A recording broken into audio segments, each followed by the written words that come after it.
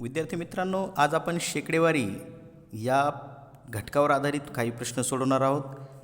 प्रश्न 1, खालीलपैकी कोणत्या संख्येची 75% म्हणजे 60 होय? आता कोणत्या संख्येचे असा प्रश्न विचारला म्हणजे इथं या ठिकाणी एक समीकरण तयार होतं आहे. त्या संख्येसाठी आपण x मानूया. 75% ची दिले चा किंवा ची किंवा चे असेल तर त्या ठिकाणी गुणाकार आपण करतो. त्या संख्येची 75%, 75% म्हटलं की टक्के म्हटलं की त्या संख्येच्या खाली 100 असे लिहायचे असतात व शेवटी बरोबर 60 होय. अशा प्रकारचं एक समीकरण आपल्याला इथं तयार होताना दिसते. या समीकरणाला सोडवत असताना x आपण जशाला तसा ठेवूयात. 75 इथं वर आहेत, 60 ही आपण जशाला तसे ठेवूयात. 75 वर आहेत ते खाली येतील, 100 या ठिकाणी खाली आहेत ते कुठं जातील? इथं वर जातील. आता हे समीकरण आपण सोडून घेऊयात. x बरोबर काय?